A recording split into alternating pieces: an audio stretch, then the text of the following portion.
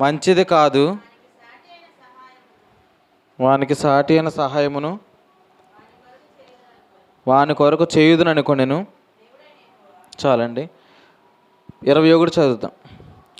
అప్పుడు దేవుడైన యెహోవా ఆదామునకు గాఢ నిద్ర కలుగజేసి అతడు నిద్రించినప్పుడు అతని ప్రక్కటెముకలలో ఒకదానిని తీసి ఆ చోటును మాంసంతో పూడ్చివేసెను.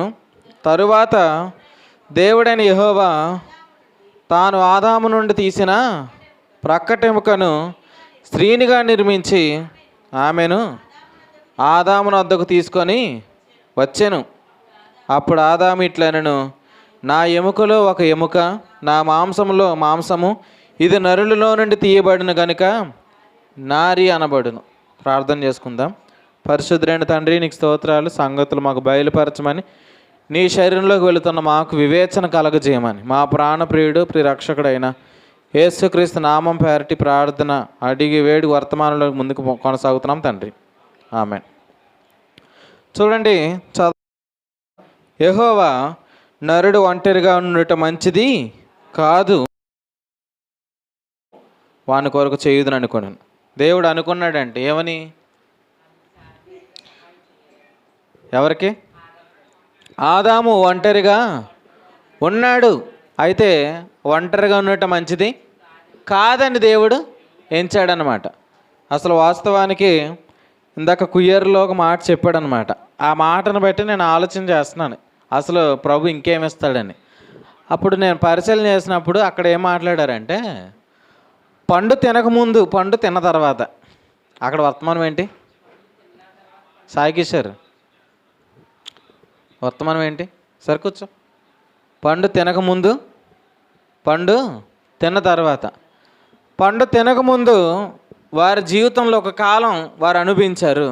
పండు తిన్న తర్వాత వారి జీవితంలో ఒక కాలం అనుభవించారు. పండు తినకముందు ఏముందంటే విశ్రాంతి ఉంది, విశ్రాంతి కాలములు ఉన్నాయి. అపోస్తలుల గారి గ్రంథం 3వ అధ్యాయము 19వ వచనంలో. సో పండు తిన్న తర్వాత ఆదికాండం 3వ అధ్యాయంలో చెప్పబడింది ఏంటంటే 17వ వచనంలో, నీవు బ్రతుకు దినములన్నీ దాని పంట తిందువు, ప్రయాసముతోనే నీవు బ్రతుకు దినములు. ప్రయాసతో కూడిన దినములు ఎప్పుడు వచ్చినాయి అంటే ఆదాము పండు తిన్న తర్వాత. పండు తినకముందు ఏ దినములు ఉన్నాయి? విశ్రాంతి దినములు ఉన్నాయి, కుదుటబాటు కాలములు ఉన్నాయి. ప్రభుకు స్తోత్రం.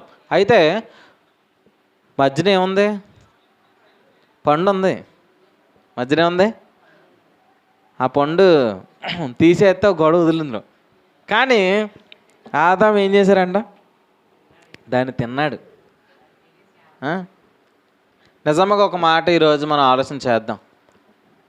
మనం అందరం కూడా యేసుక్రీస్తుని ఎప్పుడైతే విశ్వసించామో, యేసుక్రీస్తుని ఎప్పుడైతే మనం నమ్ముకున్నామో, ఆ రోజు ఏం చేశాడనంటే ఆయన మన పాపముల విషయంలో ఆయన ప్రాయశ్చిత్తం అయ్యాడు. అంటే మన పాపముల విషయంలో మనకి ఏం కలగజేశాడు? క్షమాపణ కలగజేశాడు అనమాట. చూడండి, దేవుడు తన కృపా మహదేశ్వరుని బట్టి ఆ ప్రీనియందు మన పాపములకు ఆయన ఏమిచ్చాడు? పాప క్షమాపణ అనుగ్రహించాడు. ప్రభుకు స్తోత్రం. చూడండి, మన పాపములకు ఏం కలిగింది? క్షమాపణ కలిగింది. ఏమండి, ఏంటండి ఏం జరుగుతుంది అక్కడ?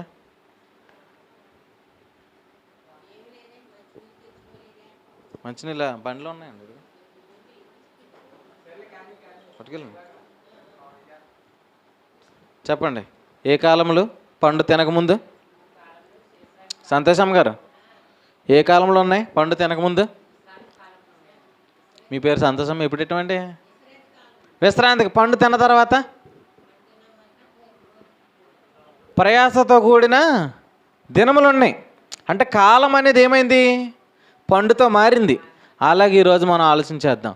కుయ్యర్లు చెప్పింది ఏంటంటే ప్రభు శరీరం తిన్న తర్వాత ప్రభు శరీరానికి ముందు అనే అనుభవంలో మనం ఉండాలన్నమాట. ఎందుకంటే ప్రభు శరీరం దగ్గరకు వచ్చాం. ఆదివారం మేము రొట్టె విరుచుటకు కూడి వచ్చినప్పుడు, సో కూడి వచ్చిన ప్రతిసారి ఆ కూడిక ద్వారా నీ జీవితంలో ఏం జరగాల? పునరుద్ధరణ జరగాల. చూడండి, ఎందుకనంటే ఆ పునరుద్ధరణ జరగడం కోసమే నువ్వు రొట్టెని ఏం చేస్తున్నావు? విరుస్తున్నాం. అంటే ఈరోజు నుండి ఒక మాట మీరు నమ్మాలి. ఏంటనంటే శరీరాన్ని తీసుకుంటున్న ప్రతి సారి కూడా మన జీవితంలో ఏదో ఒక క్రొత్తదనాన్ని మనం ఖచ్చితంగా చూస్తాం. ఇలా వాక్యమును బట్టి ఇలా మాట్లాడుతున్నాను ఏంటనంటే, ఆదివారంన మేము రొట్టెను విరుస్తున్నాం అన్నాడు కదా. ఆ రొట్టెను మనం విరుస్తున్నాం, లేకపోతే ప్రభు శరీరాన్ని వివేచించడానికి మనం వచ్చాం కదా. అప్పటి నుండి కూడా పౌలు గారు ఇలా అన్నారు ఏంటంటే, మీరు మేలును చూడడానికి వస్తున్నారు అన్నాడు అనమాట. మనం ఏం చూడడానికి వస్తున్నాం?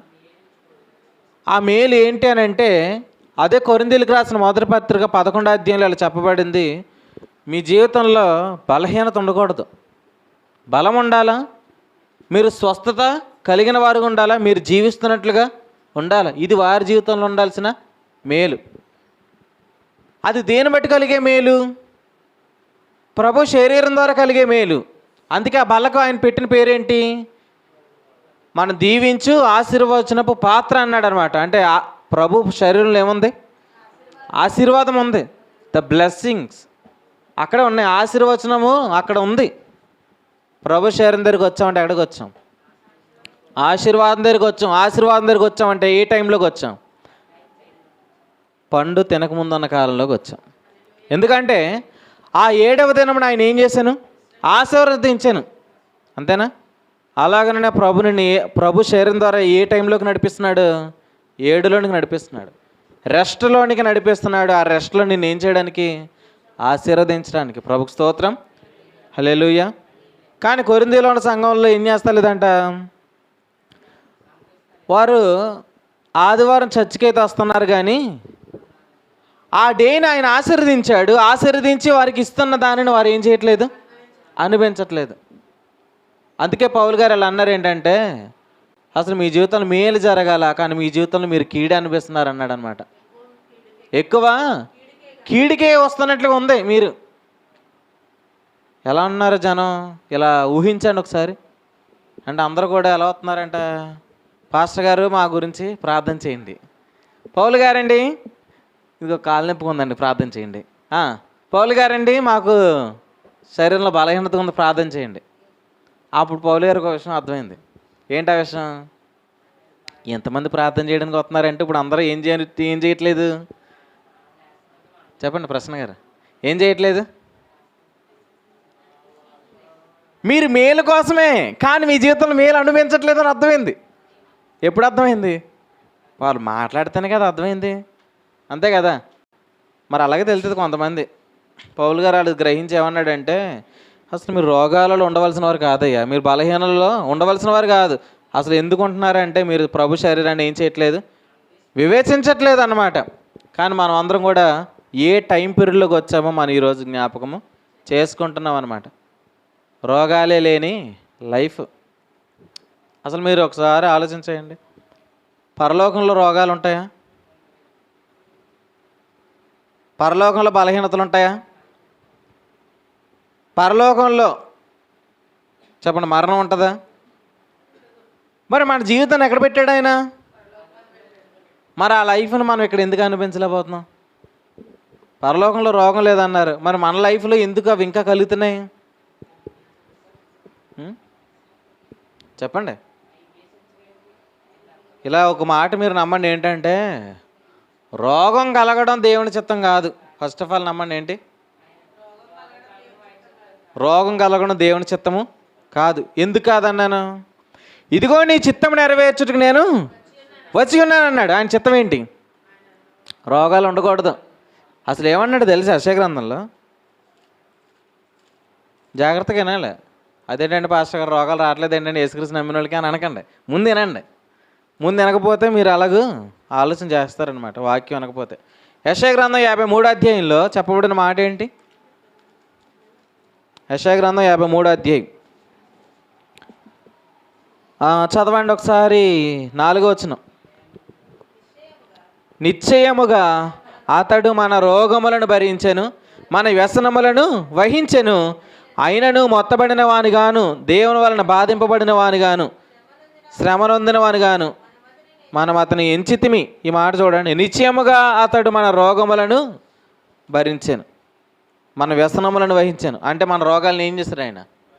ఎందుకు భరించారండి? కరుణ్ కుమార్ గారండి, ఆయన మన రోగములు ఎందుకు భరించాడు? దాన్ని కొత్త నిబంధనలు పెట్టి చెప్పండి. మీకు ఏమైనా రెఫరెన్స్ గుర్తొచ్చిందా? కొత్త నిబంధనలు ఉన్న మాట ఏంటి? పేతురు పత్రిక 1:2-24. ఆయన పొందిన గాయముల చేత మనకు స్వస్థత కలిగేను. ఇక్కడ అదే చెప్పాడు అనమాట. ఎక్కడ భరించాడు అక్కడ ఏమైంది? స్వస్థత కలిగింది. ప్రభుకు స్తోత్రం. దాని కొరకు 8వ వచనంలో ఏమైంది? 53వ అధ్యాయము 10వ వచనం. అతను నలగొట్టుటకు యెహోవాకు ఇష్టమాయెను, ఆయన అతనికి వ్యాధి కలుగజేసెను. అతడు తను తానే అపరాధ పరిహారార్థ బలి చేయగా అతని సంతానము చూచును. ప్రభుకు స్తోత్రం. ఈ మాటను గట్టిగా పట్టుకోండి. అతను నల్లగొట్టుడికి యెహోవాకు ఇష్టమైంది. ఎందుకు నల్లగొట్టాడంటే అలా చెప్పాలా? నీ జీవితంలో రోగాలు నువ్వు అనుభవించకూడదని. ఎందుకు నల్లగొట్టబడ్డాడంటే మనం ఇలా చెప్పాలా? నా జీవితంలో ఆ శాపముని ఇక చూడకూడదు. రోగాలు కలిగి ఉండడం ఏంటి? శాపం. రోగాలు లేని జీవితం ఏంటి? ఆశీర్వాదం అండి. రోగాలు లేని జీవితం ఏంటి? ఆశీర్వాదమే కదండి. అంటే యేసుక్రీస్తులోకి వచ్చామంటే దేనికి ఫుల్ స్టాప్ పెట్టాడు ఆయన? దాన్ని మనం నమ్ముదుముగాక. నమ్మాలా? ఈరోజు అందరూ నమ్మగలుగుతారు అన్నమాట, కానీ మనం నమ్ముదుముగాక. నమ్మాలా? ప్రతి దానికి కూడా ఆయన వెల పెట్టాడు, వెల చెల్లించాడు అనే దానిని నీ మనసులో నువ్వు ఇప్పుడు నమ్మాలా. నమ్మిన ఏడలు ఆయన కారం చూస్తావు. హల్లెలూయా. ఆయన దగ్గరకు వస్తే ఆయన చెప్పిన మాట ఏంటి? నమ్ముచున్నావా అని అడిగాడు. ఆయన ఏమడిగాడు? నమ్ముచున్నావా. ఒక గుడ్డివాడు ప్రభు దగ్గరికి వచ్చినప్పుడు ప్రభు ఏమడిగాడు తెలుసా? నువ్వు నమ్ముచున్నావా. అసలు ఎవరి జీవితంలో ఆయన ఏ కార్యం చేసినా కూడా ఆయన పరీక్షించింది ఏంటి? విశ్వాసమే. నువ్వు విశ్వాసం ద్వారానే నీ జీవితంలో ఆ ప్రభావాన్ని అనుభవించగలుగుతావు. అదేందండి, వేళ చెల్లించబడిందని నమ్మండి. నమ్మితే మీరేం చేస్తారు? మాట్లాడతారనమాట. మాట్లాడితే అదే మీ కొనసాగింపు. మీరు మాట్లాడితే ఏమవుతుంది? That life which is manifest in your flesh. నీ శరీరంలో అది ఏమవుతుంది? మేనిఫెస్ట్ అవుతుంది. ఎక్కడుంది అది? నీలో ఉంది. నీలో ఉన్నది బయటికి రావాలంటే మూలమేంటి? నువ్వు మాట్లాడాలి అంతే. ఆల్రెడీ ఆ బండ కొట్టబడింది కాబట్టి నువ్వు వెళ్ళి ఏం చెయ్యి? మాట్లాడండి. బండతో ఏం చేయమన్నాడు? మాట్లాడితే ఆ బండ నీకేమిస్తుంది?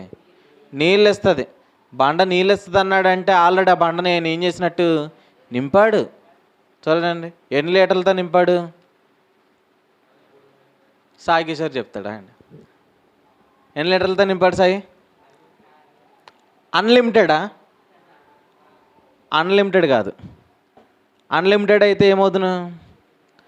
అది ఇప్పటికి ఒక నది అవుతును. చెప్పండి. చెప్పండి మీరు, సంతోషమ్మ గారు, ఎన్ని లీటర్ల వాటర్ అందులో నింపాడు?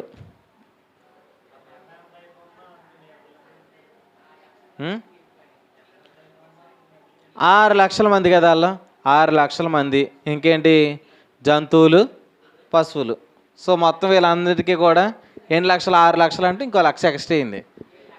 7 లక్షల నీళ్ళతో నింపాడు. అంతేనా? సరే, ఆ లెక్కన మీరు ఆలోచించేయండి. మరి ప్రభువుని ఎంత స్వస్థతతో నింపాడు ఈరోజు మీరు ఆలోచన చేయాలి.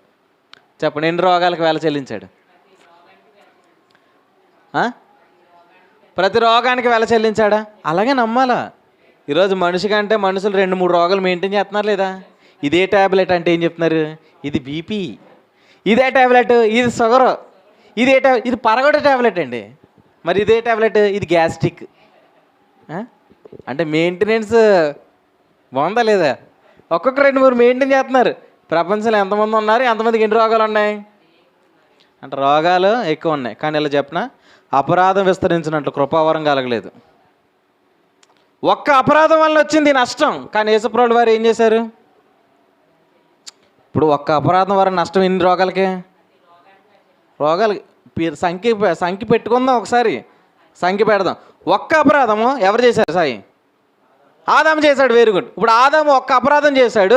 ఆ అపరాధం బట్టి, ఆ పాపమును బట్టి ఈ లోకంలోకి ఎన్ని రోగాలు వచ్చినాయి? దానికి ఒక సంఖ్య పెట్టండి. ఇప్పుడు ప్రపంచంలో ఎంతమంది ఉన్నారు? ఇప్పుడు రోగాలకు సంఖ్య పెట్టేద్దాం. ఎంత? 1 లక్ష. చెప్పండి, ఎంతే? 1 లక్ష రోగాలు ఎక్కడున్నాయి? భూమి మీద ఉన్నాయి. ఈ రోగాలన్నిటికీ కూడా తల్లి ఎవరు? ఆదాము చేసిన పాపమే. సరే, ఇప్పుడు ఆదాము చేసిన పాపం అన్నప్పుడు 1,00,000 పాపాలు వచ్చినాయి. ఇప్పుడు 1,00,000 పాపాల కొరకు యేసుప్రభువు వారు పెట్టింది ఎంత? ఒక్క అర్పణ. ప్రభుకు స్తోత్రం. అసలు మీరు ఒక్కసారి ఆలోచించి ఆ మాట చదువుతాం రండి. రోమిలికి రాసిన పత్రిక, సడన్గా వచ్చింది ఆ మాట వెంటనే. రోమిలికి రాసిన పత్రిక 5వ అధ్యాయము మీరు చదవండి. 6వ వచనం, ఒకసారి 6వ వచనం చదవండి. 16వ వచనం, 16.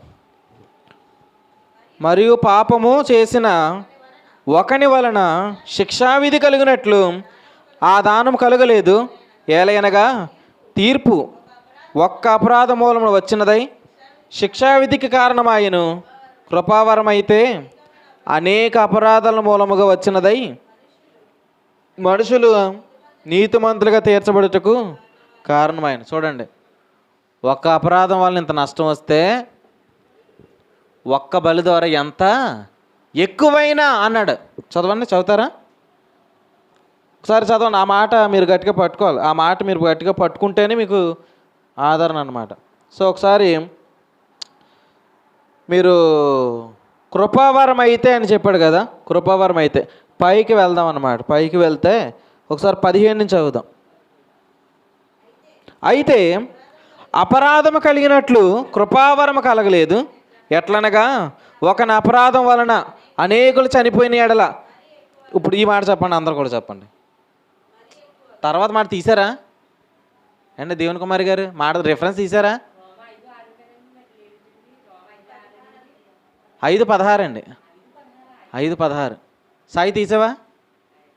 మరి తీయండి, అందరూ తీయండి, ఆ మాట తీయండి. రోమపత్రిక 5వ అధ్యాయము 15వ వచనం చదువుతున్నాం అనమాట. ఇప్పుడు ప్రజలు 15కి వచ్చాం. ఏమన్నా తీసారండి కరుణ్ కుమార్ గారండి? చదవండి, అక్కడ ఏముంది? అయితే అపరాధం కలిగినట్లు కృపావరం కలగలేదు. ఎట్లనగా ఒకని అపరాధం వలన అనేకులు చనిపోయిన ఎడల. ఆ మాట చదవం, తర్వాత మాట మరీ ఎక్కువగానండి. అందరూ సాయికేశ్వర్ ఏం చేస్తున్నా? లైవా? నువ్వు ప్రత్యక్షంగా ఉన్నావు కదయ్యా. చెప్పండి, మరీ ఎక్కువగానండి ఒకసారి. ఏంటి సౌజన్ గారు అనలేదేటి? మరీ ఎక్కువగా, మరీ ఎక్కువ అనే సార్లు 2 సార్లు చెప్పండి. మరీ ఎక్కువగా, మరీ ఎవరికంటే ఎక్కువగా? మరీ అని ఎందుకు అన్నాడు? ఆల్రెడీ ఉన్న అపరాధం కంటే మరీ ఎక్కువగా ఏం కలుగుతుంది? కృపావరం. ఇది ఎంత గొప్పది అని అన్నాడు అనమాట. చదువుదాం రండి. ఇది ఎంత మరీ ఎక్కువగా దేవుని కృపయు అన్నాడు అనమాట. అలాగనండి మీరు కృపావరం అయితే అన్నాడు అనమాట. కాబట్టి మనం అందరం కూడా ఆలోచన చేయాల్సింది ఏంటనంటే, అపరాధం వలన కలిగిన ప్రభావం కంటే కృపావరం కలిగిన ప్రభావం ఎక్కువగా ఉండాలా. అంతే కదా? యేసుక్రీస్తు దగ్గరికి వచ్చిన తర్వాత ఇంక రోగాలకి ఏం పడాలి? పుష్టి పడాలి. ఇంకా వాటికి ముగింపు పలకాల. యేసుక్రీస్తు శిలువలో పలికిన 7వ మాట ఏంటి? సమాప్తమైన. ఈరోజు ఏ రోజు? ఈరోజు ఏ రోజు అండి? 7వ రోజు. ఆయన 7వ మాట ఏంటి? సమాప్తం అయింది. ఈరోజు ఏంటి? 7వ రోజు. ఈరోజు మీరు పలకండి. ఏమని? వేటికి? నా రోగముల విషయంలో ఆయన ఏమయ్యాడు? సమాప్తం అయ్యాడు. ప్రభుకు స్తోత్రం. అది నువ్వు నమ్మగలిగితే నువ్వేం చేస్తావు? దీనికి సమాప్తమైందని నువ్వు పలికితే ప్రభు నిన్ను ఏం చేస్తాడు? సాగిపోరిస్తాడనమాట.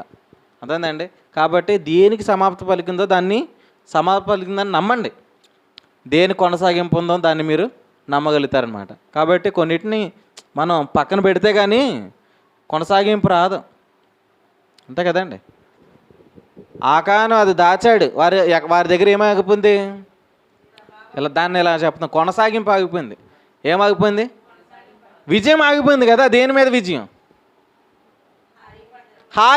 హాయి అంటే దానికి ఒక పేరు పెట్టినా పోనీ జలుబు, చిన్నదే కదా, చిన్న రోగం. ఇప్పుడు దాని మీద ఏం కలగాల? విజయం కలగాల. ఈ విజయం ఎందుకు కలగట్లేదు అని ఎంక్వైరీ చేస్తే ఒకటి తేలేరు. ఎవరైనా? ఆకాను అనేవాడు తేలాడు. ఆయన ఏం చేశాడంట? శపితమైన దాంట్లో కొంత తీసుకుని దాచాడంట. దాచిన దాన్ని బట్టి ఏం చేద్దాం అనుకున్నాడు? బతుకుతాం అనుకున్నాడు, కొనసాగుదాం అనుకున్నాడు. అతడు కొనసాగలేదు. అతని ద్వారా ఎంతమంది చనిపోయారు? 36 చనిపోయారు. నేను ఎలా చెప్పిన జలుబు విషయంలో కూడా ప్రభు వేల చెల్లించాడు, నమ్మిక సాగాల. కానీ అలా కాకుండా మరలా ఏం తేకూడదు? శపితమైనది ఏంటి? ధర్మశాస్త్రం తేకూడదు. ఇలా చెప్పనా? ఆ విషయాన్ని బట్టి నేను మాట చెప్తాను, అర్థమవుతుందా? వేదన లేని, బాధలు లేని, దుఃఖము లేని లోకములో. అదే అయిపోయింది, కీర్తన అయిపోయింది. ఎందుకు పాడాను అది మీరు ఎరుగుదురు. ఇప్పుడు స్వస్థత కూడా వాగ్దానమే కదా. స్వస్థత కూడా ఏంటి? ఈ వాగ్దానము దేనిని బట్టి కలిగింది? ధర్మశాస్త్రం బట్టి కలిగిన, విశ్వాసం బట్టి కలిగిన? విశ్వాసం బట్టి కలిగిన ఎడల అది దేని ద్వారా నెరవేర్చబడుతుంది? కానీ ఆకాని ఏం తెచ్చాడు? ఐగుప్తు నుండి బయటకు వచ్చిందేమో కృపచేత, విశ్వాసం చేత. ఎర్ర సముద్రాన్ని దాటిందేమో కృపచేత, విశ్వాసం చేత. ఆకాశం మన్నా వచ్చిందేమో విశ్వాసం చేత, కృపచేత. కానీ ఈ విషయంలో, హాయి విషయంలో కొనసాగడానికి మరలా ఏం తెచ్చారు? అందుకే ఏం చేశాడు ఆయన? ఆగిపోయింది, కొనసాగింపు వారికి ఆగిపోయింది అనమాట. ఈరోజు మన జీవితంలో అలాగూ జరగకుండాను గాక. వాగ్దానం దేని చేత నెరవేర్చబడుతుంది? విశ్వాసము చేతనే అన్నాడా లేదా? ప్రభుకు స్తోత్రం. ఎందుకంటే వాగ్దానం ఎప్పుడు ఉంది? ధర్మశాస్త్రం కంటే ఆదికాండం 15:6 అబ్రహాము వాగ్దానమును పొందెను, అది ఆయన నమ్మేను, అది అతనికి నీతిగా ఎంచబడెను. అంటే వాగ్దానం ఎప్పుడు ముందు ఉంది? ధర్మశాస్త్రం కంటే ముందు ఉంది. కాబట్టి వాగ్దానం దేన్ని బట్టి ఎక్స్పెక్ట్ చేయొద్దు. నేను ఈరోజు అబద్ధం ఆడాను కాబట్టి వాగ్దానం ఆగిపోద్ది అంటాను.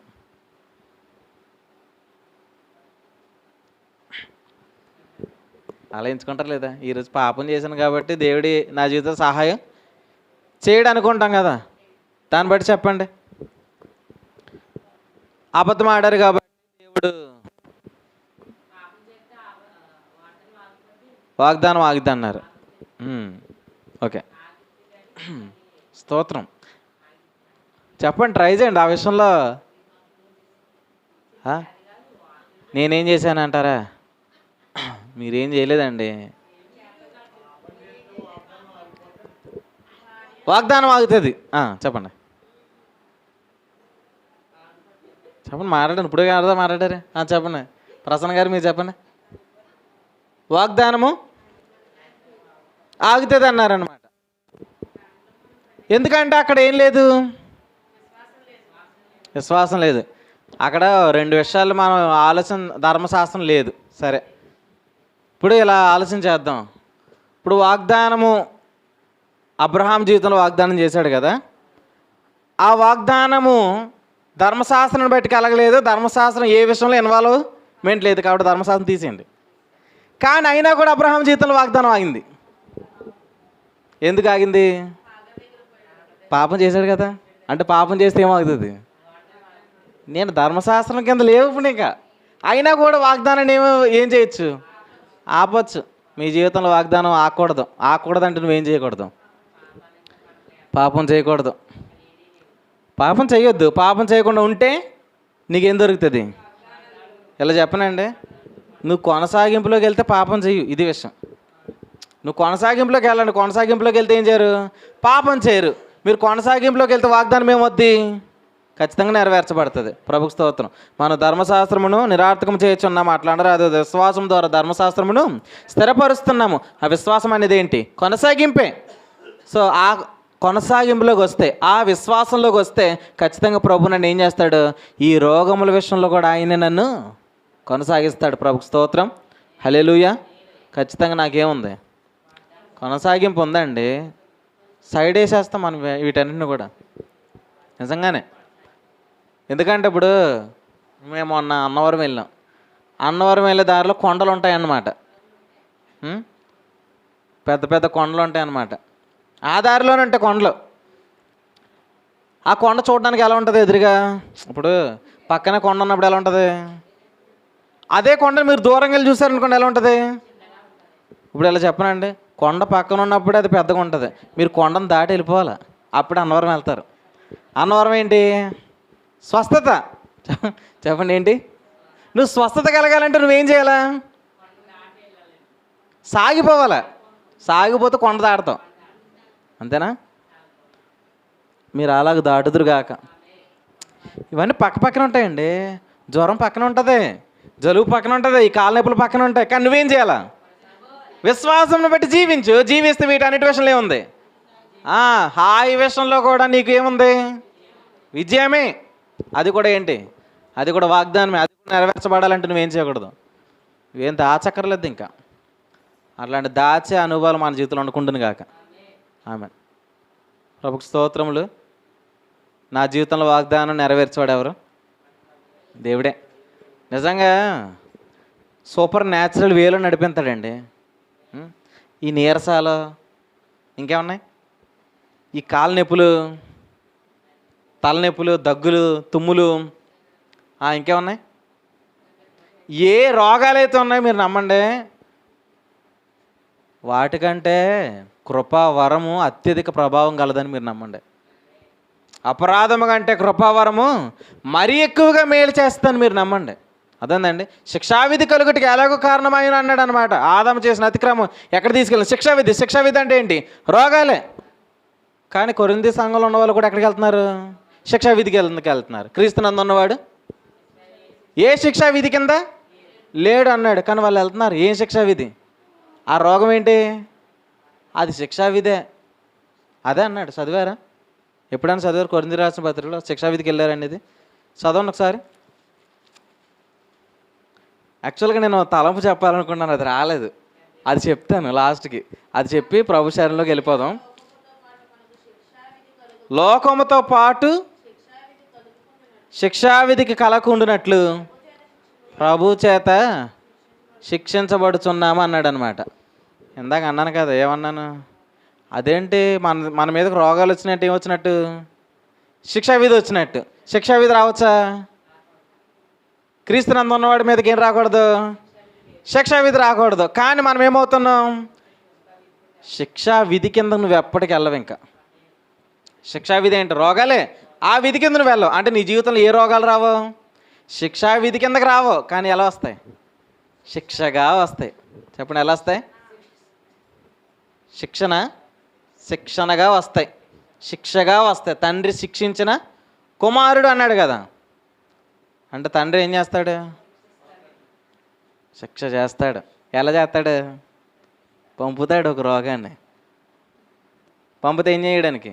నేను ఏదో పాడు చేయడానికి కాదు, నేను బాగు చేయడానికి. అర్థమైందా సాయి? ఏ విషయం?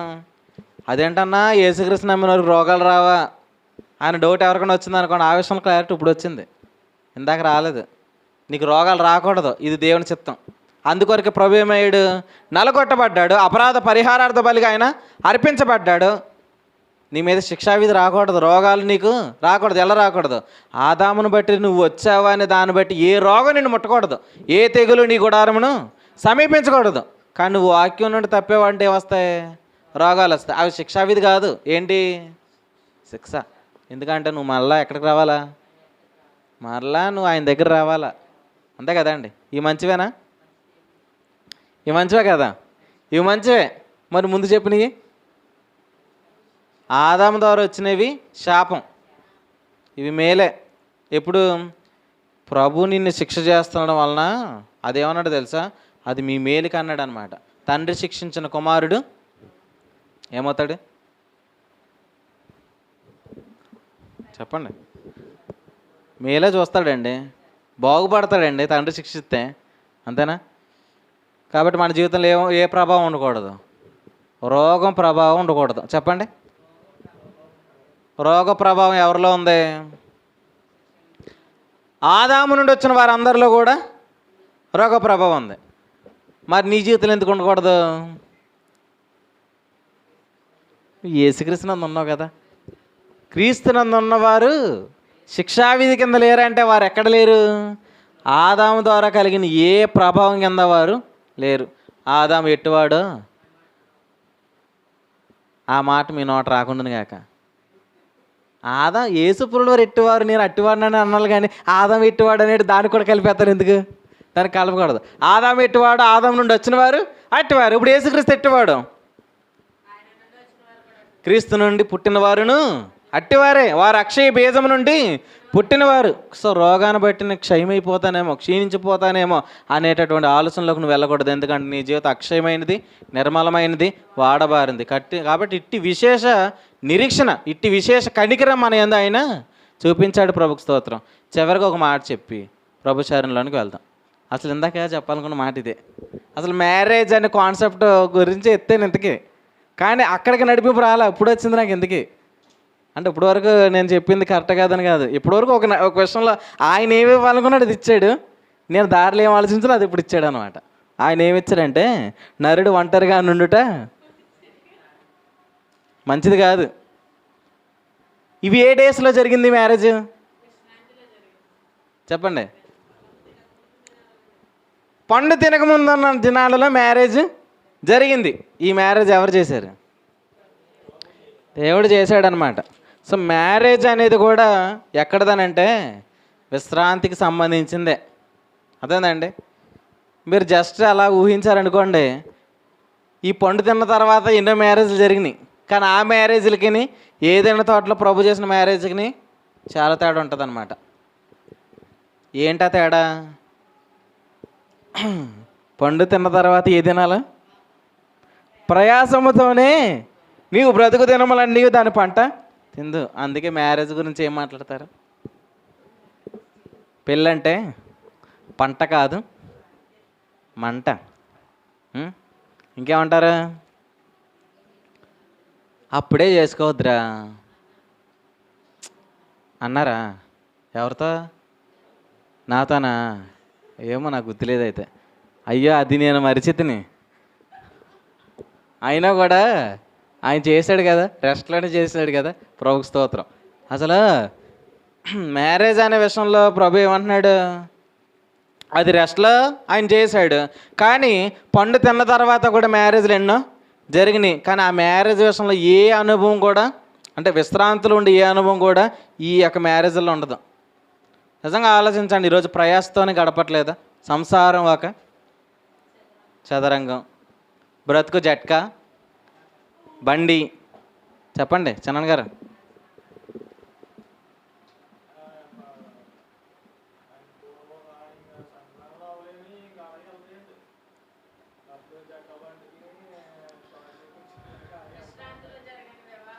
విశ్రాంతిలో జరిగిన వివాహాలన్నీ కూడా ఎలా ఉంటాయో తెలుసా?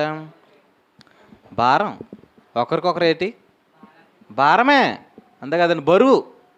కానీ విశ్రాంతిలో ఉండే వాళ్ళకు బరువు కాదనమాట. అసలు మ్యారేజ్ అయిన తర్వాత ఆదాం ఎలా చూస్తున్నాడు? హవమ్మనే ఎలా మాట్లాడతాడు తెలుసు? ఇప్పుడు మాట్లాడుతున్నాడు అనమాట. ఆదామా నువ్వు పండు ఎందుకు తిన్నావని అడిగితే దేవుడు ఈయనేమంటున్నాడు? ఇదేంటి తప్పు? నన్ను అంటున్నావు ఏంటి? తప్పు నాది కాదు, ఎవరిది? నీవు నాకు ఇచ్చిన ఈ స్త్రీది. తప్పు ఎవరి మీద మోపాడు?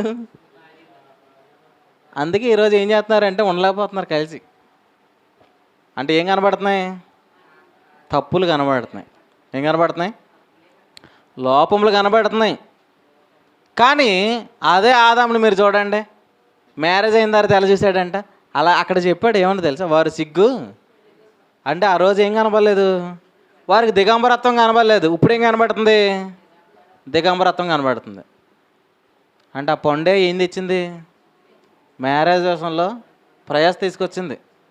నిజంగా ఆలోచించాను. ఒక రెస్ట్ డేస్లో అప్పుడు మీరు ఆలోచించేయండి. పిల్లలకి అనే విషయంలో కూడా ఒకప్పుడు ఏం లేదన్నాడు ఆయన. నీ గర్భవేదన మిక్కిలి హెచ్చించదని అంటే ఒకప్పుడు ఏం లేదు. పిల్లలకి అనే విషయంలో ఏం లేదు, బాధ లేదు. ఇప్పుడు అది శాపమే. నిజంగా ఆలోచించండి. ఈ శాపం అంతటికి మూలం ఆ పండే. ప్రార్థన చేయండి. ఆ పండులు ప్రభా ఇప్పుడు తీసిపాడే ప్రభా, అది చాలా డేంజరు అని ప్రార్థన చేయండి. ఆ పండు ఇప్పుడుకుంది, ఉందా లేదా? ఇంతకే పండు ఇన్నిసార్లు అన్నాడు, అది లేదు కదా అనుకుంటున్నారేమో మీరు. ఉంది కాబట్టి ఇన్నిసార్లు చెప్పాను నేను. ఆ పండు పేరేంటి చెప్పండి? ధర్మశాస్త్రం అని మనం అనలేం. ఆ పండుగ ఆయనే పెట్టాడు పేరు. ఏం పేరు? మంచి చెడ్డలు తెలివినిచ్చు వృక్షఫలం అన్నమాట. అంటే ఆ పండుగ పేరేంటి? సాగిస్తారా? యాపిలా? యాపిల్ ఎక్కడ చదివావయ్యా? ఇక్కడ యాపిల్ అని ఉందా? యాపిల్ అని లేదు ఇక్కడ. చెప్పండి. మంచి చెడ్డలు తెలివినిచ్చు వృక్షఫలం. అంటే మంచి చెడ్డలను బట్టి మనం వివేచిస్తున్నామా అంటే మనం ఏం చేస్తున్నాం? ఆ పండే తింటున్నాం. ఏం చేస్తున్నామండి? ఆ పండే తింటున్నాం కదా. ఇప్పుడు మా చిన్నాన్న గారు ఉన్నారు. చిన్నాన్న గారిని ఇప్పుడు చిన్నమ్మ గారిని చూసారనుకోండి, మీకు ఆవిడలో మంచి కనబడుతుందా చెడు కనబడుతుందా?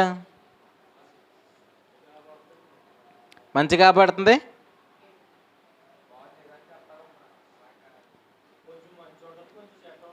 కొంచెం మంచి ఉంటుంది, కొంచెం చెడు ఉంటుంది. నేను అంటే ఏంటి? అది మంచిది కాదనేది నిజమే. ఇప్పుడు మీరనే కాదు, ప్రపంచంలో అందరూ అలా చూస్తారు. కానీ ఇలా చెప్పనా, మన దృష్టికి మంచిదా చెడ్డదా కనబడుతుంది కదా. కానీ దేవుని మాట ఏంటి? ఆ దేశము మంచి దేశమే. మీరు ఆ మాట నమ్మాలా? ఏ నమ్మాలా? ఆ దేశము మంచి దేశం అనే మాట, అది ఆయన స్వరం, ఆ స్వరమే నిజం. అంతేగాని అక్కడ కూడా ఇశ్రాయేలుకి ఏం కనబడ్డది? అక్కడ మేము అనాకీయులను చూచితిమి, వారి దృష్టికి మేము మిడతరవాలి ఉంటుంది, మా దృష్టికి మేము అలాగే ఉంటుంది. అలాగే మీరు ఎంచుకొని కాక అలా ఎంచుకోకూడదండి. మ్యారేజ్ అనేది బ్యూటిఫుల్, విచ్ ఇస్ బ్యూటిఫుల్ ఎక్కడ? Only interest, not under the law. లాతో జరిగిన ఏ మ్యారేజ్ కూడా లవ్ ఉండదు. లా కింద ఉండే మ్యారేజ్లు ఏముండదు? లవ్ ఉండదు. ఎందుకంటే ప్రేమ ఆత్మఫలమే. అదేందండి, ప్రభుకు స్తోత్రం. కాబట్టి మ్యారేజ్ అనే దాన్ని ఎక్కడ హైలైట్ చేశాడంటే ఆయన రెస్ట్లోనే హైలైట్ చేశాడు. ఈ మధ్య వివాహం విషయంలో ఏమనుకుంటున్నారంటే, ఇష్టం లేదనుకోండి ఏం చేస్తున్నారు? విడిపోతున్నారు. విడిపోవడానికి వాళ్ళు పెట్టుకున్నది ఏంటి పేరు? విడాకులు, డైవర్స్. కానీ ఇలా ఏంటంటే అసలు విడాకులు అనే కాన్సెప్ట్ ఎక్కడి నుంచి వచ్చింది? అసలు ఆ మాట అన్నిసార్లు అంటున్నానని ఇబ్బంది పడద్దు. ఎందుకనంటే ఆ మాట అనడానికి కూడా వేస్ట్ అనమాట. ఎందుకంటే అది ఆల్రెడీ ఆయన ఏం చేశాడు? కొట్టివేశాడు. ఇప్పుడు ఇలా అనుకుందాం, ఇప్పుడు ఈ డైవర్స్ ఏదైతే ఆయన చెప్పాడో, పరిత్యాగ పత్రిక అనే మాట ఆయన ఏదైతే వాడాడో, ఆ మాట గురించి నేను అలా అంటున్నాను. అది ఇచ్చింది ఎవరు? మోషే. అవునా? ఇక్కడ మ్యారేజ్ చేసింది ఎవరు? దేవుడు. ఈ మ్యారేజ్లో ఏం లేదు? పరిత్యాగ పత్రిక లేదు. ఎందుకు లేదని అంటే ఆయనది కదా చెప్పాడు. ఈ మ్యారేజ్లో ఉన్నవాడు ఎలా ఉంటాడంట? 24 చదవండి సాయికిషోర్, నువ్వు తర్వాత ఎప్పుడైనా చదువుతుంది కానీ ముందు వీళ్ళు చదువుతారు. చదవండి చిన్నమ్మ గారు. అయ్యో మీరు రెఫరెన్స్ తీయాలండి. ఆదికాండం 2వ అధ్యాయం 24 చదవండి. అందరుగా చదవండి. ఏకమైన వారు అందరూ ఈ మాట చదువుడి. సంతోషమ్మ గారు మీరు మర్చిపోవద్దు, మరీ చదవండి.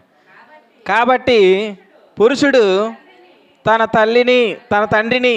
తల్లిని విడిచి తన భార్యను హత్తుకొండెను, వారు ఏక శరీరమై ఉందురు. మరొకసారి చదవండి.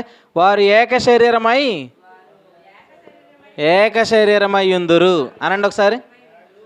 ఏక శరీరమై ఉందురు. ఎప్పటి వరకు చెప్పండి? పురుషుడు తన తండ్రిని విడిచి తన భార్యను హత్తుకుని వారిద్దరు ఏక శరీరం. ఎప్పటి వరకు? సదాకాలం వరకు అని ఎలా చెప్తారు మీరు? మరణం వలన ఎడబాపు వరకు అంటారా? ఇక్కడ వీళ్ళకి మరణం లేదు. ఇక్కడ వీళ్ళకి ఏం లేదు? విశ్రాంతిలో ఉన్నవాడికి ఏం లేదు అంటే ఈ కాన్సెప్ట్ ఎంతవరకు? వారిద్దరు ఏక శరీరమై ఉంటారని కాన్సెప్ట్ ఎప్పటి వరకు? ప్రభుకు స్తోత్రం. తీసి పడండి. ఇంకా ఏంటి? ఇష్టం లేకపోతే తీసేస్తానని కాన్సెప్ట్ లేదు ఇంకా. ఎందుకనంటే అసలు రెస్ట్లో ఉన్నాడని అంటే ఇప్పుడు అతను ఏమవుతాడు? ప్రయోజనకరమైన వాడు అవుతాడు. పౌలు దగ్గరికి ఒనేసిము వచ్చినప్పుడు ఏమయ్యాడు? అతడు నాకును ఇప్పుడు ప్రయోజనకరమైన వాడే, ఇప్పుడు నీకును ప్రయోజనకరమైన వాడే. అసలు మీరు ఆలోచించండి. ఎందుకనంటే విశ్రాంతిలో ఉండడం ద్వారా మనం ఏమవుతున్నాం? ప్రయోజనకరం అవుతున్నాం కదండి. ప్రభుకు స్తోత్రం. మీరు ఒకటే నమ్మండి, ఏంటనంటే ప్రభు మనల్ని ఇక్కడ తెచ్చింది ఎందుకనంటే ప్రయోజనకరమైన వారిగా చేయడానికే. మన రెస్ట్లోకి తెచ్చేసాడంటే ప్రభు మన జీవితంలో ఏం చూడట్లేదు. ఇప్పుడు నేను యాకోబులో ఏ దోషమును కనుగొనలేదు, ఇశ్రాయేలులో ఏ వంకరతనమును చూడలేదు అన్నాడు. కానీ మన కంటికి ఏం కనబడుతుంది? ఇతను కొంచెం వంకర. అసలు పెనుమాడలో ఒక అక్క ఉంటుంది అనమాట. అక్కనే కొంతమంది ఏమంటారంటే బెండక్క అంటారనమాట. నాకు అర్థం కాలేదు, ముద్దుగా పీల్చుకుంటున్నారేమో అనుకున్నాను. కానీ ఆ పేరు తర్వాత వీళ్ళు చెప్పిన తర్వాత అర్థమైంది నాకు. బెండక్క అంటే ఒకప్పుడు వంకరగా ఉండేదంట. వంకరగా ఉండడాన్ని బట్టి ఏం పెట్టారంట, ఆవిడ బెండు కాబట్టి బెండక్కని పెట్టారంట. ఆ వంకరతనాన్ని వీళ్ళు ఏం చేస్తున్నారు, మాట్లాడుతున్నారు కదా ఇంకా. కానీ యాకోబులు ఏం లేదు, ఉందా లేదా యాకోబు వంకరతనం? వంకరతనం ఉందా లేదా? 21 సంవత్సరాలు వేస్ట్. ఎందుకు? దర్శనాన్ని వీడు వెళ్ళిపోయాడు లేదా అండి? అదో వంకరతనం ఉందా లేదా? వంకరతనం ఉంది. కానీ అయినా కూడా ప్రభుకి నేను యాకోబును ప్రేమించి తిని. దేనిని బట్టి? పిల్లలు ఇంకా పుట్టి మేలేనను కీడెనను చేయక మునిపే నేను యాకోబుని ప్రేమించి తిని. ఇదే ప్రేమ జగత్తు పునాది వేయబడక మునిపి ఉన్న ప్రేమ. అసలు మ్యారేజ్ అన్నది ఆయన ఏం చెప్పాడంటే అసలు మరణమే లేదు. యోహాను సువార్త 5:24 చెప్పండి ఎవరైనా చూడకుండా. నా ఎందు విశ్వాసం ఉంచేవాడు నిత్య జీవం గలవాడు, వాడు తీర్పులోనికి రాక మరణంలో నుండి జీవంలోనికి. అంటే యేసుక్రీస్తు నమ్మినవాడికి ఏం లేదు. మరి మరణం లేనప్పుడు మన జీవితంలో ఏముండకూడదు, ఇంకా ఎడబాటు అనేది ఉండకూడదు అన్నాడు. అదే అన్నాడు, వారిద్దరు ఏక శరీరం ఉంటారు. ఎప్పటి వరకు? ఎప్పటికీ. అంతే మరణం. అదే అంటంట ఇందాక ఈవిడ మాటకి నేను సమాధానం ఎందుకు ఇవ్వలేదు, దానికి సమాధానం ఇవ్వాల్సిన లేదని ఇవ్వలేదు. ఏంటి ఆ మాట?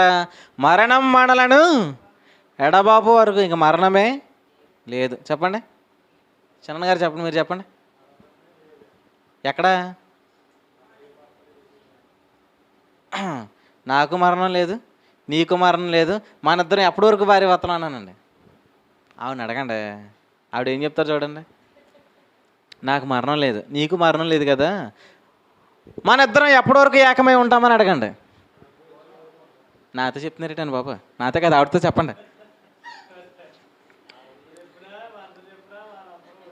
నాతో చెప్పడం కదా, ఆవిడతో చెప్పండి మీరు. సరే అయితే మనకు మరణం లేదు కాబట్టి మన ఇద్దరం ఎప్పటి వరకు ఏకమై ఉంటాం చెప్పండి. సదాకాలము కూడా మనం అలాగే. ఇదే అండి ఈ బంధం. కానీ ఇప్పుడు ఏం చేస్తున్నారు అందరూ? ఇది ఎరగక ఏం చేస్తున్నారంట? పరిత్యాగ పత్రిక మరి మోసే నియమించను కదా, అది నీ హృదయ కఠినత్వాన్ని బట్టి ఇచ్చాడు అది, అంతే కదా. తప్పు చేసిందండి అని ఎవరి దగ్గరికి? మోసే గారి దగ్గరికి వెళ్ళారనుకోండి, ఆయన అంటాడు నన్ను తినేస్తున్నారే బాబు, ఇచ్చేయండి బాబు అని అన్నాడు ఆయన. కానీ ఆది నుండి అలాగూ లేదు. మరి మీరు ఎక్కడికి వచ్చారు? పండు తర్వాత లెక్క కాదు, పండు తినక ముందు లెక్కకు వచ్చేసారు. ప్రభుకు స్తోత్రం. ఆ లైఫ్లో వివాహాన్ని ఏం చేశాడు ఆయన? హైలైట్ చేశాడు. వివాహం అన్నది మీరు పాడాలి ఆ పాట, చెప్పండి. పవిత్రమైనది, గనుడైన దేవుడు ఏర్పరచినది. వివాహం అన్నది పవిత్రమైనది, గనుడైన దేవుడు ఏర్పరచినది. ఎప్పుడు ఏర్పరిచాడు? ఆదికాండం 2వ అధ్యాయంలో ఏర్పరిచాడు. అంతేనా? మీరు నమ్మండి, ఆ వివాహం అంత బలమైందని నమ్మండి. అంతే. ఇద్దరి మధ్యలోకి ఎవరు రాకూడదు, మూడో వ్యక్తి రాకూడదు. అంతే. రాకూడదు అనేది ఎవరి చిత్తం? ఒత్తి ఏం చేస్తాడు మరి? ఇద్దరి మధ్యలో ఇప్పుడు ఇక్కడ వివాహం జరిగిందండి, ఒకవేళ వారి జీవితంలోకి మూడో వ్యక్తి వచ్చినా కూడా దేవుడు ఏం చేస్తాడు? ఖచ్చితంగా తొలగిస్తాడు. అసలు అలా ఉండడం దేవుని చిత్తం కాదండి. ఒక పురుషుడి జీవితంలో ఒక స్త్రీ జీవితంలో ఒక పురుషుడు, ఇది ఏ నిబంధన? క్రొత్త నిబంధన. ఇంకా చెప్పండి. అబ్రహాముతో చేసిన నిబంధన ఇది కూడా ఇదే. అబ్రహాం జీవితంలో ఎంతమంది ఉండాలా? ఒక్కరే ఉండాలి. అందుకే దాసుని ఏం చేశాడు? ఆయన వెళ్ళగొట్టాడు అనమాట. ప్రభుకు స్తోత్రం. అంటే దేవుని చిత్తం ఏంటి? ఉండకూడదు, ఒక్కరే ఉండాల. ఎందుకంటే ఈ వివాహాన్ని దేవుడు ఎప్పుడు చూశాడు? ఎవరిలో చూశాడు తెలుసా? యేసుక్రీస్తులో చూశాడు. ఎక్కడ చూశాడండి? యేసుక్రీస్తులో చూశాడు కదండి. సంఘంలో చూశాడు. సంఘాన్ని ఆయన ప్రేమిస్తున్నాడు, ఎంత ప్రేమించాడంటే అది కలంకమైనను ముడతైనను అట్టి మరేదైనా లేక. నిజంగా ఆలోచించండి, సదాకాలం కూడా మనం ప్రేమించే ప్రభు మనకే ఉన్నాడు. ఆయన ప్రేమ తగ్గిపోద్దా? ముఖం మీద ముడతలు వచ్చేసినాయండి. ప్రేమ తగ్గిపోద్ది అంటారా తగ్గదంటారా? ఇప్పుడు పాడాలి. ముఖం మీద ముడతలు వచ్చినా కూడా ఏం పాడాలా? దేహములో సగభాగముగా పాడతారు ఇప్పుడు. నిజంగా ఆలోచించండి, ఆ లెవెల్కి నువ్వు వెళ్ళాలంటే నేను పాడేస్తాను అనకూడదు. ఏమనాలా? ఏం ఎరగాల? జగత్తు పునాది వేయబడక మునుపున్న ప్రేమ ఏది ఉందో ఆ ప్రేమ పొడుగు వెడల్పు ఎత్తు లోతు ఏంటో తెలుసుకున్నప్పుడు నువ్వేం చేస్తావు? హత్తుకొని ఉంటావు. లేకపోతే పండు తర్వాత కాలానికి వెళ్ళిపోతావు అంతే. ఇప్పుడు అందరూ ఏ కాలంలో ఉన్నారు? ప్రయాసముతోనే. అసలు మ్యారేజ్ అంటేనే అయిపోయిందండి, ఇంకా జీవితం సర్వనాశనం అయిపోయిందండి. అనుకుని ఆ రోజులకి ఎందుకు వచ్చారంటే ఆయన పండు తిన్నాడు, వీళ్ళ కూడా ఏం చేస్తున్నారు? మా డాడీ పండు తిన్నాడు కాబట్టి వచ్చినాయి, ఆ దినంలోకి నేను అనిపించకపోతే ఎలాగా అని చెప్పి వీళ్ళ వాటిలోకి ప్రవేశం. కానీ ప్రభు మన తండ్రి ఏం చేశాడంటే, ఈయన మంచివాడు కనుక మనకు పరిశుద్ధాత్మ దేవుని ఇచ్చి ఎక్కడ పంపించాడు? ఇప్పుడు ఏదైనా తోటలోకి పంపించాడు. ఏదైనా తోట ఏంటి? చర్చ్. ఆ చర్చిలో ఒక నది, ఆ నది పేరేంటి? పరిశుద్ధాత్మ దేవుడు. ఆ నది ఏమైంది? 4 శాఖలైంది. దాని అపోస్తలకార్యం 2:42 చెప్పండి. వీరి అపోస్తలుల బోధ ఎందును సహవాసముందు రొట్టె విరిచినందు ప్రార్థన చేయటం ఎందును ఎడతెగకున్నారు. So they are close to each other. వారు ఎలా ఉన్నారు? వారు ఏకముగా ఎడతెగకున్నారనమాట. కాబట్టి అప్పుడు అభివృద్ధి. ఏకముగా ఉన్నప్పుడే అభివృద్ధి. నరుడు ఒంటరిగా ఉండుట మంచిది కాదనేది ఏంటి? ఆయన తన చిత్తానుసారముగా చేసిన నిర్ణయం చెప్పిన సమస్త కార్యంలోనే జరిగించున్నాడంటే ఆ చిత్తమును బట్టే ఉండుటేం కాదు, మంచిది కాదు అంతే. ప్రభు అది మనకి కనుబరుచును గాక. ఆమెన్. రెస్ట్లో ఉన్న మ్యారేజే బెస్ట్ మ్యారేజ్. చెప్పండి. రెస్ట్లో ఉన్న మ్యారేజే బెస్ట్ మ్యారేజ్. రెస్ట్లో లేని మ్యారేజ్ శ్రమల మ్యారేజా? ప్రయాసతో కూడిన ప్రతిదీ ప్రయాసే కదండి. ఇప్పుడు అందరికి ఏమనిపిస్తుంది? వదిలేసిపోతే ఎక్కడికి హిమాలయాలకు పోతే ప్రశాంతంగా ఉంటాను అని అనుకుంటున్నారు లేదా? సాయికి సార్ నేను చెప్తుంది అర్థం కావట్లేదా? అది నీ వేరుకోలే. కానీ పేతురు గారు ఒక మంచి మాట చెప్పారు, అది చెప్తాను రండి. పేతురు గారు రాసిన మొదటి పత్రిక. అసలు ఈ చెప్పినవన్నీ కూడా మీరు ఎంత జ్ఞాపకం ఉంచుకున్నారు ప్రభు శరీరంలో, మీరు ఆ మాటలన్నీ జ్ఞాపకం చేయండి. అదంతా అప్పుడే మీకు అర్థమైనట్టు వాక్యం. ముందు కొంచెం వివరణ ప్రభు ఇచ్చాడు, ఆ వివరణ ప్రభు ఇచ్చాడు. అది దాన్ని మీరు జ్ఞాపకం పెట్టుకోండి. ఇది ఎవరిచ్చారు? ఇది ప్రభు ఇచ్చాడు. ఇది నన్ను ప్రేమించి నాకు ఇచ్చాడు. అదేందండి. సో అది గుర్తుపెట్టుకోండి, ఇది గుర్తుపెట్టుకోండి. సో చివరికి ఈ మాట చదివి ప్రభు శరీరంలోకి ప్రవేశిద్దాం. పేతురు గారు రాసిన మొదటి పత్రిక 3వ అధ్యాయము 7వ వచనం. అటువలనే పురుషులారా జీవమను కృపావరం. చాలండి. జీవమను కృప వరం. జీవితం అనేది ఏంటి? జీవితం కృపావరం రక్షణ స్వాస్యము. జీవితం కృపావరం. జీవితం ఏంటండి? వరం. వరం అంటే ఇంగ్లీష్లో ఏమంటారు? It's a gift. చెప్పండి. వరం అంటే ఏంటి? గిఫ్ట్ అండి. జీవితం ఏంటి? గిఫ్ట్. చరణ్ గారు ఈవిడెవరు? గిఫ్ట్. ఆయన ఎవరు? వెనకాలన్న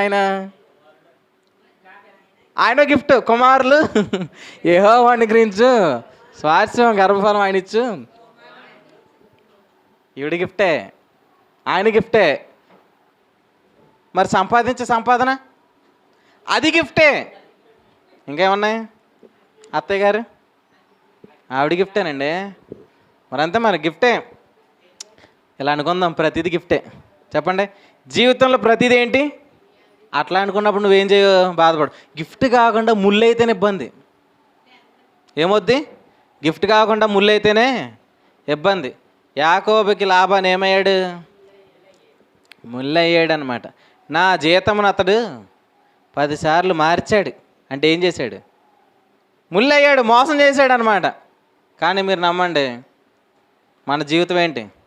కృపావరమే. ఎలా చెప్పండి గట్టిగా? నా జీవితం కృపావరము. గట్టిగా చెప్పండి బాబు. నా జీవితం కృపావరం.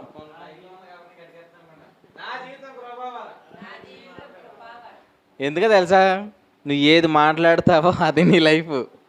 అదేంటంటే కృపావరం అనుకుంటే కృపావరంలా కనబడుతుంది. పవిత్రుడు కానీ పవిత్రులే. నువ్వు ఇలా ఎంచుకోవాలా? కృపావరం అని చెప్పింది ఎవరు? దేవుడే. అది నిజమా అబద్ధమా? కృపావరం అని చెప్పిందా నిజమా అబద్ధమా అండి? ఆయన చెప్పాడు కాబట్టి అది మంచి దేశం అని చెప్పాడు కాబట్టి అది మంచి దేశం. కాబట్టి ప్రతిదీ వరమే. నీ జీవితంలో ప్రతిదీ, చదువు వరమే, ఆరోగ్యం వరమే, ఉద్యోగం వరమే. ఇంకేంటి? నేను చదవలేకపోతున్నానండి అని అంటే అదేమైంది? అది ముళ్ళైనట్టే. నువ్వు రెస్ట్లో లేకుండా ఏది చేసినా ముళ్ళు అవుతుంది. నువ్వు రెస్ట్లో ఉండి చేయి, అన్నీ ఏమవుతుంది? గిఫ్టే. ప్రభుకు స్తోత్రం. శ్రేష్టమైన ప్రతి ఈవియు, సంపూర్ణమైన ప్రతి వరమును పరసంబంధమైనదై అనగా రెస్ట్. అవన్నీ కూడా ఎక్కడి నుంచి రావాలా? రెస్ట్లో నుండి రావాలా. అక్కడ రెస్ట్లో నుండి రావాలంటే నువ్వు ఎక్కడ ఉండాలా? రెస్ట్లో ఉండాలన్నమాట. నువ్వు రెస్ట్లో ఉండు, అక్కడి నుంచే వస్తాయి. నువ్వు రెస్ట్లో లేవనుకో, వచ్చినా కూడా నువ్వు ఏం చేస్తావు? ఈ లోపు నుండి వెళ్ళిపోతావు కదా నువ్వు. అందుకు కాబట్టి మీరు రెస్ట్లో ఉందిరుగాక. ఆమెన్. చివరిగా ప్రభు చెప్పిన మాట ఏంటంటే, నువ్వు రెస్ట్లో ఉండు, ప్రభు ఏం చేస్తాడు? శ్రేష్టమైన ప్రతి ఈవిని, సంపూర్ణమైన ప్రతి వరమును ఆయన పంపిస్తాడు. జీవమును, భక్తికి కావలసిన వాటి అన్నిటినీ విశ్రాంతిలోనే ఉండండి. ఎక్కడ ఉండండి? అసలు ఈ కడవరి కాలంలో మీరు ఎక్కడ ఉండాలంటే విశ్రాంతిలోనే ఉండాలి. మన బెస్ట్ ప్లేస్ ఏంటంటే విశ్రాంతే. కాబట్టి మీరు అక్కడే నిలిచి ఉండండి. అక్కడ నిలిచి ఉంటే కాకులు ఏం చేస్తాయి? కేరూతు వాగు దగ్గర దాగి ఉండమన్నాడు అనమాట. అవి ఏమొస్తాయి అక్కడికి? కాకులు వస్తాయి, రొట్టె మాంసం తెస్తాయి. కాబట్టి మీరు అక్కడే ఉండండి. శ్రేష్టమైన ఈవిని పంపించేవాడు ఎవరు? వస్తాయా కాకులు? ఒకరోజు ఒక క్వశ్చన్ అడిగాను, సరే తర్వాత చూద్దాం. ఈ సమయంలో ప్రభు ఇప్పటివరకు మాట్లాడిన సంగతులన్నిటిని బట్టి ప్రభు చాలా తలంపెడుతున్నాడండి చెప్తున్నప్పుడు. కాకపోతే ఏంటనంటే లాస్ట్ని చూసుకుందాం అన్నారు. సరే, ఈ సమయంలో ప్రభు శరణంలోనికి మనం ప్రవేశిద్దాం. అందరూ కూడా మోకరించండి. ప్రభు మీతో ఏం మాట్లాడాడో ఆ మాటలను బట్టి ప్రభుని స్తుతించండి. నేను చిన్న ప్రార్థన చేస్తాను, అనంతరం మీరు కృతజ్ఞతలు చెల్లిందరు. పరిశుద్ధుడైన తండ్రి, నీకు వందనాలు. ఇచ్చిన ప్రతి తలంపులను బట్టి నీకు స్తోత్రాలు చెల్లించుకుంటూ, వివాహం అన్నది ఎంత గొప్పదో అది రెస్ట్లో ఉన్నప్పుడే మాకు అర్థమవుతుందని మీరు మాట్లాడిన దాన్ని బట్టి స్తుతిస్తూ, నీ కృప సమృద్ధిగా మాకు కలుగునుగా. కానీ ప్రతి బిడ్డను మీరు దీవించి ఆశీర్వదించమని, జీవితం కృపావరం అని చెప్పిన ఆ సత్యమును బట్టి ఆ సత్యపు వెలుగులో నడుచు కృప కలుగునుగా. కానీ మా ప్రాణ ప్రియుడు, ప్రియ రక్షకుడైన యేసుక్రీస్తు నామం పేరటి ప్రార్థన అడుగుతున్నాం తండ్రి. ఒక్కొక్కరు కూడా ఒక్కొక్క నిమిషం కృతజ్ఞతలు చెల్లించండి. మీకు ఏం సంగతులు అర్థమైతే ఆ సంగతులే కృతజ్ఞతాస్తుతులు మీరు చెల్లించండి.